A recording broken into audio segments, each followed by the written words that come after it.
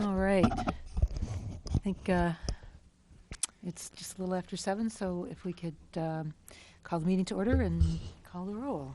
Mario Ryan, Here. Bart Bartles, Here. Morgan Johnston, Here. Todd Rusk, Andrew Stumpf, Here.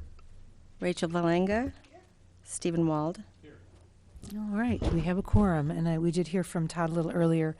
He wasn't feeling well this evening, so hopefully he'll be back up and running soon. Do we have any changes to the agenda this evening? I know that we had one of our presentations was canceled. That was item 5C, that the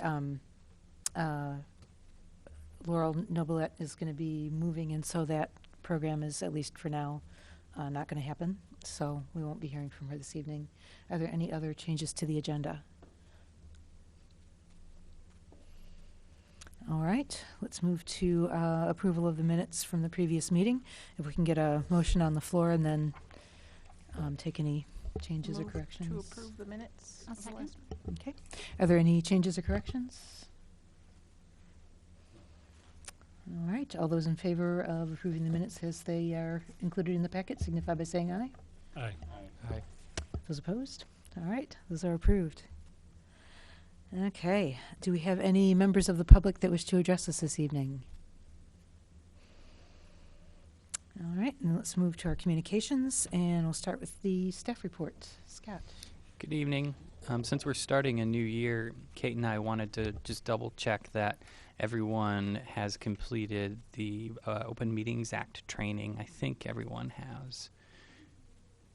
You need to redo it.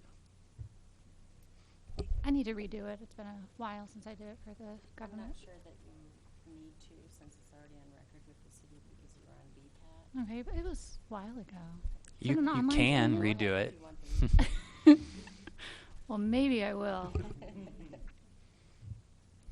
It's a good way to spend an hour. Okay. Just wanted to double check that. Moving on to the staff report that was in your packet. We're getting started on Climate Action Plan Phase 2 activities. There's a progress report.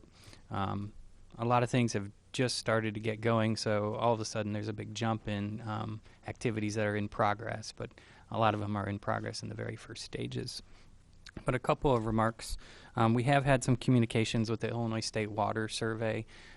We haven't sent them anything formal yet. You'll recall that goal was to encourage or invite them to reevaluate stormwater standards in light of likely increases in rainfall. So we're going to continue to have some dialogue with them and make sure that we understand how their process works to reassess the design storm standards that are adopted by all the cities in the state before we send a formal letter. Wanted to update you all, the Pester Power program, that's the home energy efficiency community groups. We're going to be finishing up our pilot groups real soon and then doing some evaluation, and then I think if all the partners are still amenable, we're going to launch that out more widely to the community. That program is the feature program in the city's application to the Georgetown University Energy Prize. We've made it through the first couple phases, which are kind of like planning phases in that prize competition. And on January 14th, they'll be announcing all the communities that will be invited to compete for 2 years and compete for the prize. One of our goals was to take a look at moving from what we're doing now in terms of purchase of renewable energy, moving from renewable energy credits and evaluating whether we can move towards bundled power and renewable energy credits. It's a different market signal. You buy all from one place rather than buying the cheapest power in one place and the cheapest renewable energy credits in another. We had some meetings. We had a meeting with the Institute for Sustainability, Energy, and Environment at the University of Illinois.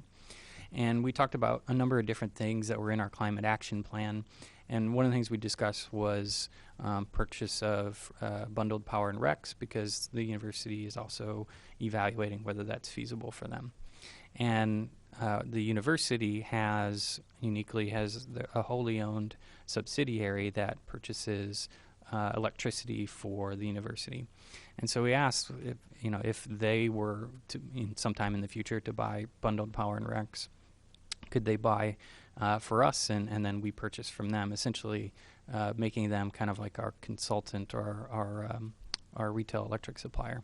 However, after they looked into it and found that the bylaws for their subsidiary only allow them to purchase energy for the university or for businesses who are leasing space in university buildings or property.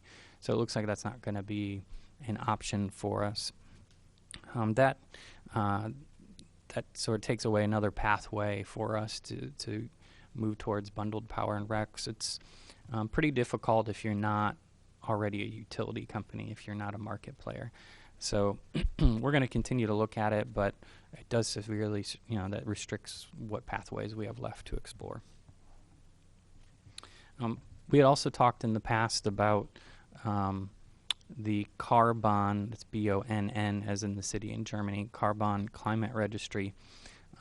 There's been some invitations for us to register our greenhouse gas inventories and our climate action plan activities on that registry, so that the idea is there's one place where all cities are registering and recording the same type of information. And we had held back just because we were invited to participate in a lot of pledges and benchmarking and registries.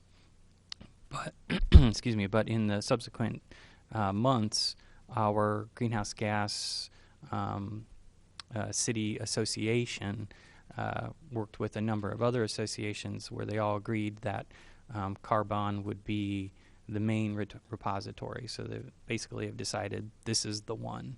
So with that in mind, I felt it was a little bit safer that we could also make this just the one that we're reporting on. So we went ahead and put our 2 climate action plan goals and our most recent inventory on Carbon, and you can go to the website carbon.org, I think, and find our report there. It's nice. You can also see the goals that other cities have set up, and it also allows cities to enter in their activities or actions. I haven't done that just because it would be a simple listing of we did this and we did this and we did this. I'd rather see for ourselves and for others, where they've started and where they are, that improvement. So I suspect that that'll be a platform that's going to grow in popularity and also will probably grow in its sophistication in terms of how it can display data. The City Green Team has been reactivated for the purpose of joining the Illinois Green Office Challenge very recently. The Green Team met to take a look at the Green Office Challenge and chose to enter the city building into the challenge. The Green Office Challenge is a friendly competition here in central Illinois to go through a menu of activities, energy, water, waste, purchasing, lots of different activities, and work to improve your building's performance. And currently, the Urbana City building is in 3rd place on the Green Office Challenge, right in front of the University of Illinois' facilities building, and right behind, who is it? I can't remember. Good to know. Good to know. Who was it? Who was it, Bart, that we're behind? Peoria Charter Coach is number 1. Oh, yes. It was Searle. It was the Army Corps of Engineers. Yes, we're right behind them. And then ISTC is a little farther down. Yeah. Thanks for pointing that out. I am wondering if some are kind of holding back their points. They're not throwing them up yet on the board. So I don't know. Actually, there's a lot of activity just in the last couple weeks. So registrations and activity entries. So I think the leaders actually changed 3 times in the last 2 weeks. So I think there is a little bit of the competitive atmosphere stirring up now. Yeah. With the end of the school semester, I finished up some projects with a learning and community class at U of I. This class that I supported this semester took on a number of small projects. You can see some of the results in the staff report. Some really interesting stuff. I was most pleased with some new GIS layers that they geocoded, some new data sets. One of them included geocoding all of the bicycle racks in the city. That was a data set that we didn't have before, and I'm hoping that in future bicycle transportation planning that'll be a useful and interesting data set to incorporate. All those projects we've shared with other folks at the city, and we're going to see how we can make use of it and work it into what we're doing and with the information we're already using. The city is currently has a lot of activity in terms of investigating how we can better collect and manage and display all of our data, and also make it more accessible to the public. So that's an effort that's probably going to come first, but we may be able to bring in some of these projects that the students worked on. And last item, recycling coordinator Courtney Kwong is continuing to work with the Illinois Product Stewardship Initiative.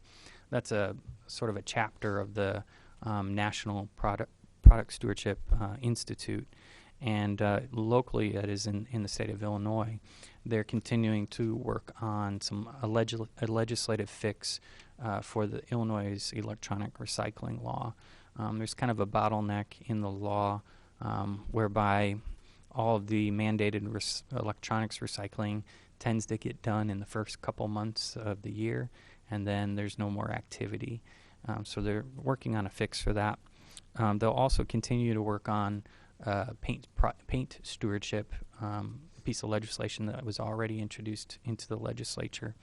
The big idea with the Product Stewardship Institute is that you work with an industry association, whatever the type of product or waste that it is you're interested in, and you agree to set a small fee at the purchase of that product that would fund a nonprofit that'll collect the leftover or the waste at the end of its life cycle, so that the recycling is paid for on the front end equally by everyone. Our next meeting will be February 3rd, 7 p.m. in council chambers.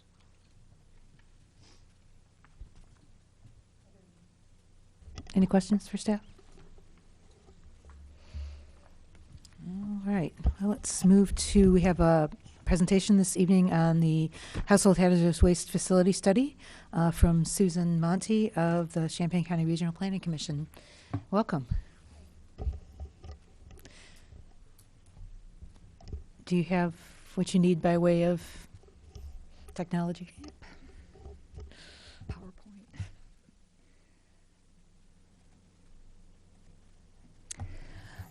My name, as you heard, is Susan Monty. I work at the Champaign County Regional Planning Commission, and I'm grateful for this opportunity to share some information about this project, which the Commission has been involved with since 2013. I am the project manager, and I've worked with a series of interns and assistants, including Bart Bartels. So I invite him to interject to make a correction or add information as he sees to be relevant. So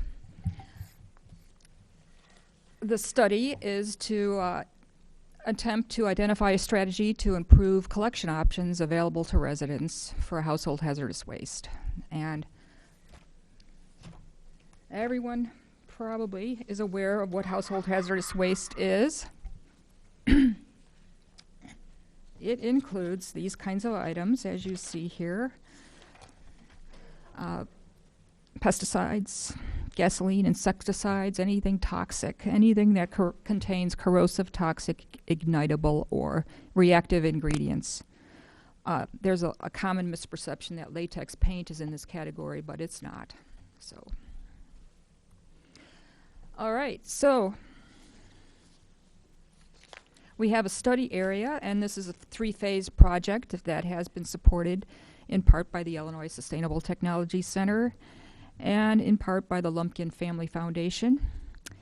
So, the study area consists of 7 counties: Champaign, Clark, Coles, Cumberland, Douglas, Edgar, and Vermilion counties. And initial phases of the project involved collecting a lot of information about what's happening with household hazardous waste collection in the state. And you see here, part of the reason for this study is that the 4 collection facilities are all in the northern tier of the state. Those are permanent collection facilities, open, convenient times, and serving populations in the northern part of the state. Throughout the state, in the southern and central regions of the state, and even in the northern parts of the state, the Illinois EPA holds one-day household hazardous waste collections, and they have done this since 1990. And it's not a very efficient method for collections. Here you see on this top table or chart the population, relative populations for the study area counties.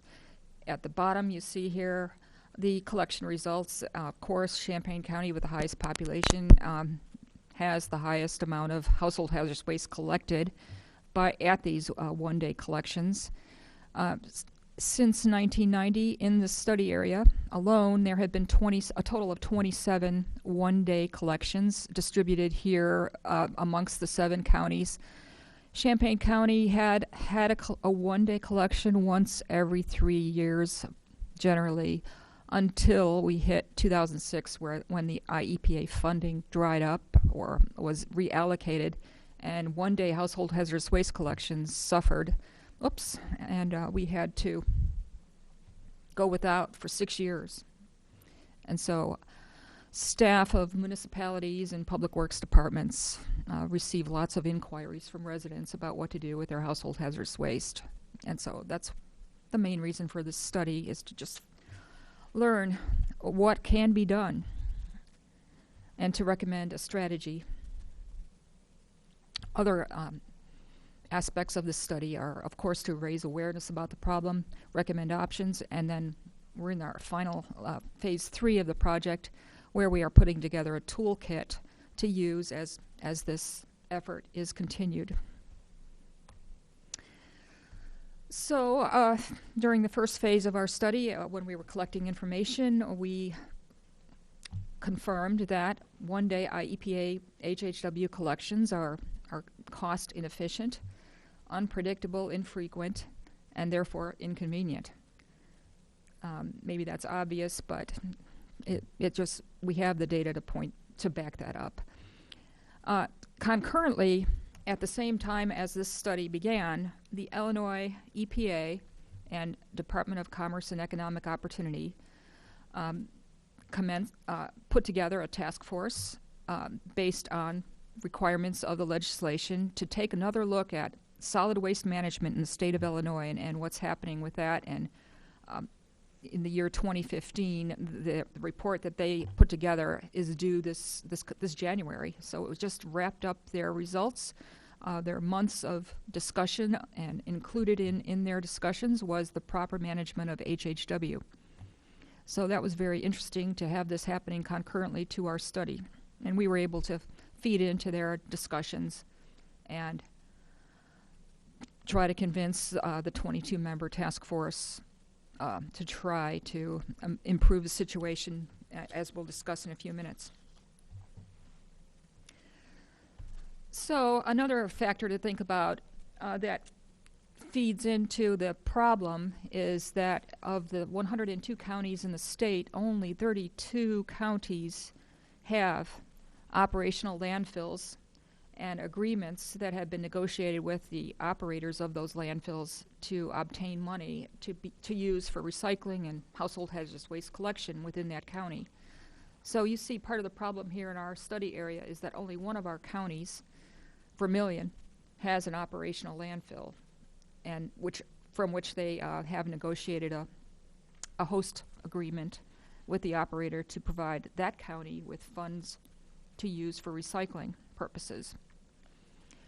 So all of these other counties, Coles just had closed recently a landfill. Douglas, same story. And so we're without a lot of funding for recycling activities that include household hazardous waste.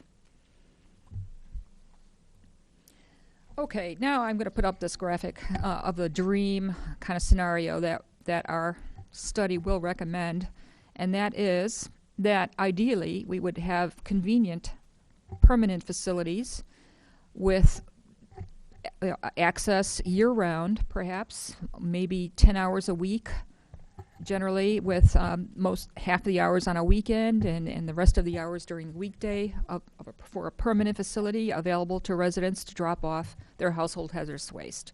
And the most dense population centers are depicted here in this graphic with a 15-mile radius buffer distance so that all of these populated areas could be conveniently served by a facility. So that's sort of a dream scenario. We looked at the existing facilities in the state, and here is an example of an upper end, probably close to LEED certified facility in Lake County that is very expensive, that contains a household hazardous waste facility, collection facility in the rear part of it. Primarily, most of that building, only part of it is offices, and the rest of it is a household hazardous waste collection facility. To this other facility in Rockford, which is at the other end of the spectrum of what is possible, and this represents a low-end, low-cost, very, very minimal kind of approach to household hazardous waste collection operation in the state here in Illinois. The other two facilities, the one in Naperville and the one in Chicago, are intermediate kinds of cost approaches to having a facility. The one common element that these facilities have is a storage facility, such as you're looking at here. And this is the one in Chicago, the collection of storage facilities. In Chicago, they're very climate controlled, they're very explosion proof. They are a standard kind of storage container for household hazardous waste storage on site. So, I wanted to just give you a little an idea, an overview of what we have done as far as estimating costs for a facility that could operate here, be established to operate, and be present here in our study area. So we looked at three different options: a basic collection facility, a collection facility with added storage capacity to also serve and hold one-day satellite HHW collections in surrounding areas of our study area, and then an expanded HHW collection facility, which it would include additional capacity to have various types of collections for related to recycling, such as electronics perhaps, or paint exchanges, that type of thing. So we looked at each of those three options in the second phase of our study and came up with some cost estimates for capital costs. The range was great, and it would all depend on whether or not we could use an existing facility or a vacant building, for example, donated, that type of thing. So cost range was great there. I'm not going to name specific figures, but I do have that data, and it's a part of our Phase 2 draft report if you'd like to see it. Option B, with the satellite collection capacity, was probably one of the more expensive options because of the additional storage needed on site and the added cost of having qualified hazardous waste contractors perform the satellite HHW collections. So for each of these options, we broke it out: the capital cost estimates, the operational cost estimates, and the processing cost estimates. So the expanded HHW collection facility is sort of in the category of a dream facility, and it's not that far off. Bart, perhaps you'd like to talk about any of these options at this point or later at your option? Sure, I can jump in just a little bit. I'd like to kind of expand on option C, and I almost look at that as kind of a reverse mall. Basically, you could have your retailers in there. Instead of picking things up, you're actually dropping things off. So HHW Collection, I would envision as kind of the hub store of that. But you'd also open it up to really anything with a market. Any merchant that finds value in recycling any product would be eligible to actually rent space in such a facility. So you could have carpet recycling, you could have electronics recycling, anything that somebody can make a market out of and then turn around and sell and keep it out of the waste stream. I think that's what that kind of facility would be all about. Thanks. And maybe you want to explain that we're talking about a basic kind of structure for our collection facility, nothing very extravagant, something that would meet all safety standards, but however be very minimalistic. Right, we were looking at kind of a pole barn, basically, with openings on each end, an open-air building to enable reductions in costs as far as air quality controls go. So basically somebody would drive in one side, drop off some items here, move a little farther forward, drop off what they have there, and then exit on the other end of the building. That's what the vision is. All right, well, that is an overview of what we looked at during our phase 2, in addition to identifying desirable site standards, characteristics to look for. A site would need to be removed from a residential area or nearby schools, be remote from that type of a land use, be properly zoned as zoning may apply. And we looked at liability concerns and how that could be handled.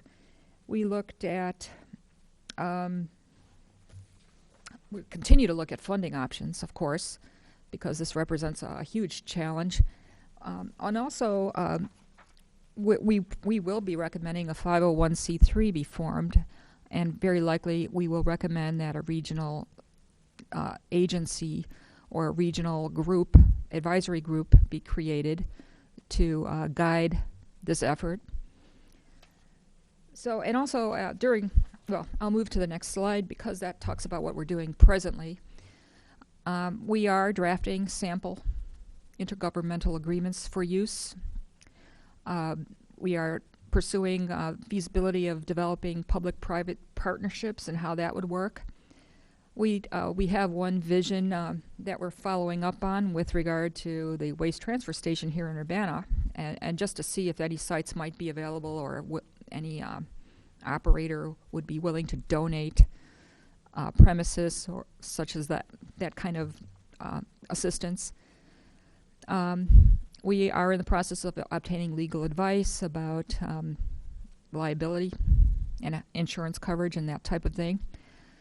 We don't have much time, but we are looking at potential HHW collection facility host sites in our study area. So that's the type of thing we're working on presently. The task force had a different kind of take on HHW, but they did acknowledge that the one-day collections are inefficient and certainly inconvenient for residents in the most parts of the state, other than the northern. Even in the northern part of the state, there are so few with such a high population that one of their recommendations was to develop and somehow facilitate a total of 12 additional permanent collection facilities around the state. So I might mention at this point that the 4 facilities in the northern part of the state, all of the processing is funded by the Illinois EPA at present. And additional facilities that would be established around the state, it is our hope that there is a way that reallocation of funds could occur at the Illinois EPA to allow for the processing to be handled by the IEPA. That would be a huge cost savings, as you might imagine. Roughly $225,000 per year. And just to give you an idea of how that compares to a one-day collection, the processing costs for one-day collection alone is estimated generally to be about $135,000, just the processing. So that's just an example of how the inefficiencies exist at present. I do want to bring up one other thing about the task force and their recommendations with regard to proper management of HHW in the state. They are actually considering curbside HHW collection and how that might work. So we haven't been very impressed with what we're seeing about how that would work. It's very expensive and it doesn't cover the entire population of households. If everyone did participate, it wouldn't work. It's sort of that kind of system. I'll stop talking now. Bart, did you want to add anything that I may have overlooked?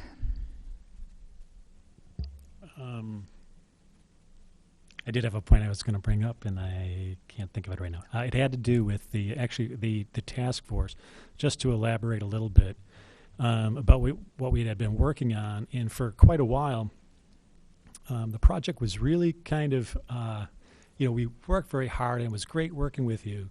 But until recently, I don't know if either one of us ever really knew whether anything would be picked up or whether support would happen. And now this report comes out of the task force on materials recycling, and all of a sudden the recommendations really plug in nicely to what we've been investigating and you've been working really hard on over the last couple years. So I think it's kind of exciting to see this recommendation for 4 facilities in central Illinois, and not only that, but also a reallocation of funding from tipping fees possibly being redirected toward HHW collections. So a combination of those two things, I think, really increases the likelihood of a facility being placed in this area. And of course, the odds are a lot better if we have something in place and all the work has been done in advance. So Right. I think it's pretty exciting. Right, and also we can continue to seek funding for capital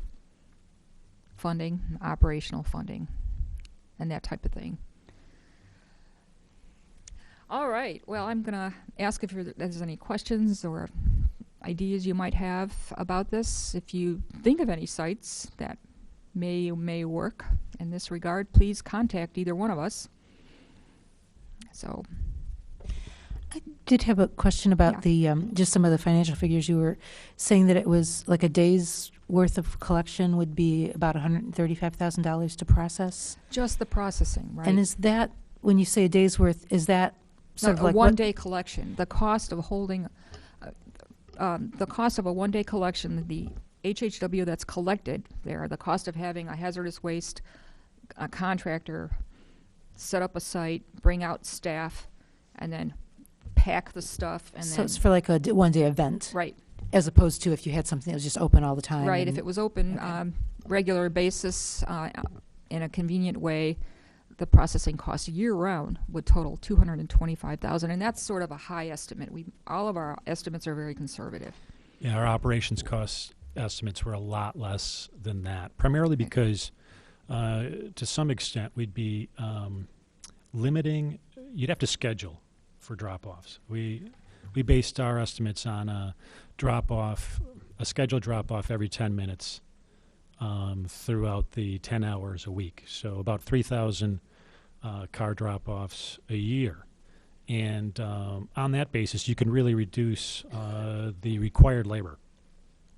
So it's just a steady flow of cars coming in rather than the current situation where sometimes you have to wait 2 hours in line to drop off your For a one-day household hazardous collection. waste. So we think it would be a more convenient way to go about it, and because it's all planned and scheduled, a lot less expensive.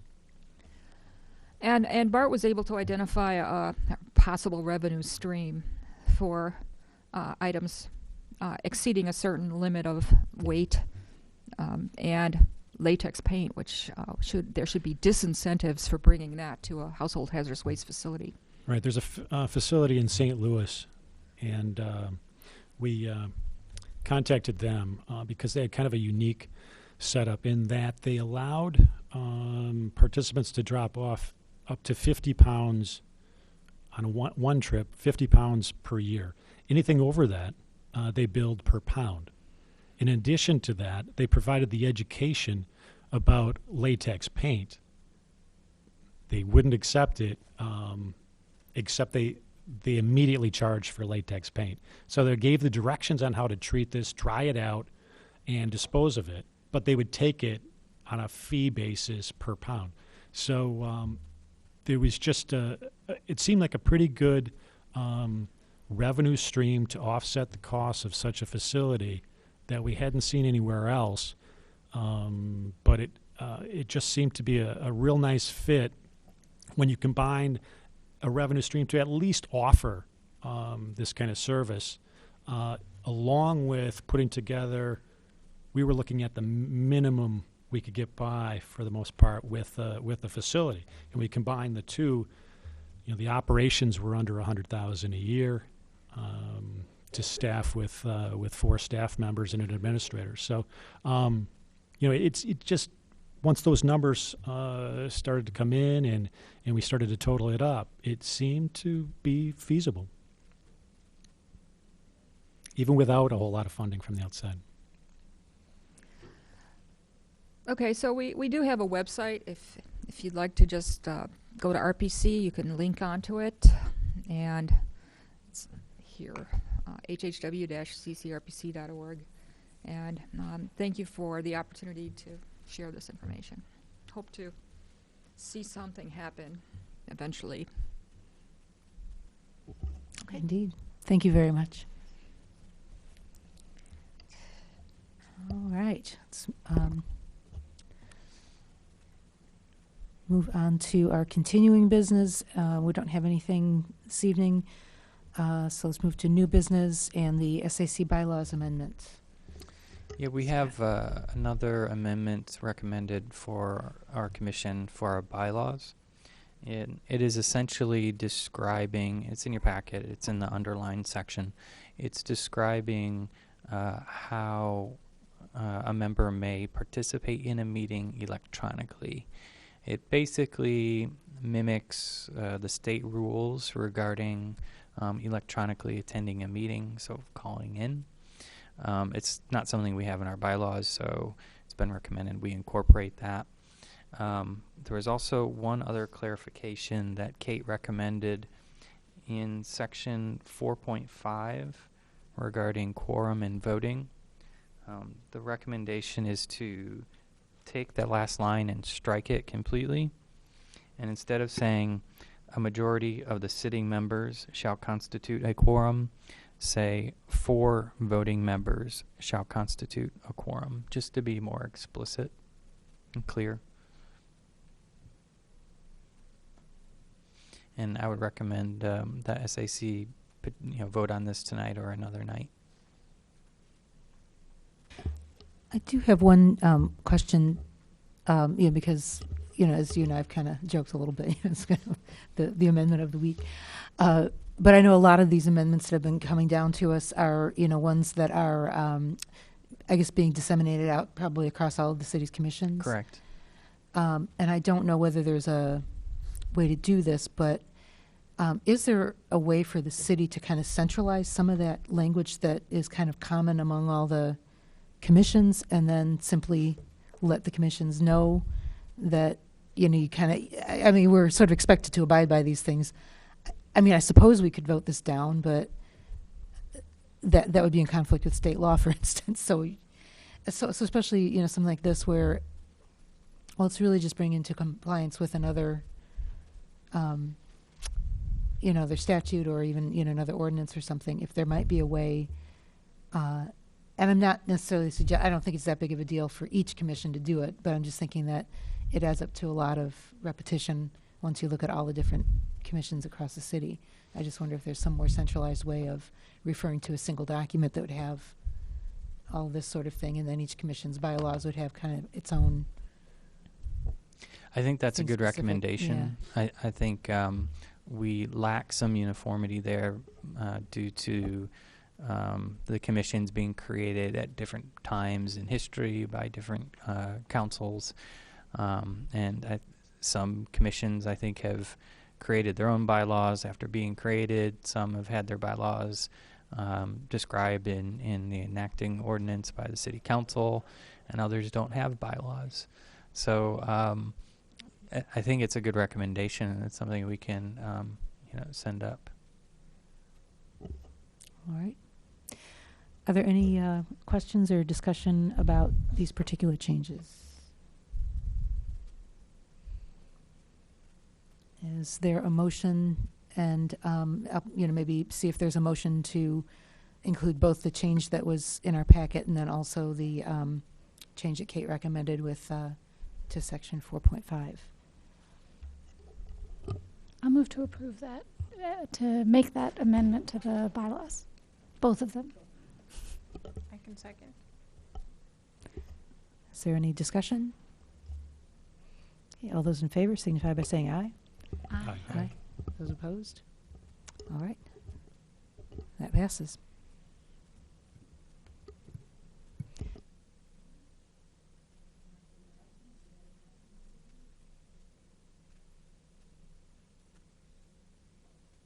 Oh, come on now. It's New Year. There must be something to announce.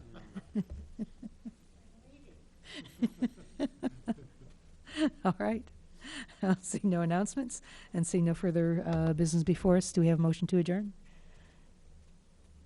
I can move to adjourn. Is there a second? I can Second it. that, Sure. All those in favor? Aye. Aye. Aye. All those opposed? All those opposed? We'll see you later. All right. We are adjourned.